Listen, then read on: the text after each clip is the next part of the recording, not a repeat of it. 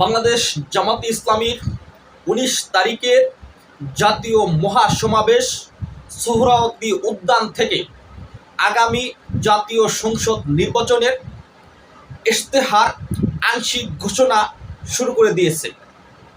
এই সমাবেশে জামাতের আমির ডাক্তার শফিকুর রহমান বলেছেন, যদি জামাত ইসলামীর কোনো এমপি, কোনো মন্ত্রী ক্ষমতায় আসে তাহলে তারা সরকারের কোনো প্লট ব্যবহার করবে না, তারা ট্যাক্সবিহীন গাড়ি কিনবে না এবং তারা নিজেদের হাতে কোনো অর্থ লেনদেন করবে না।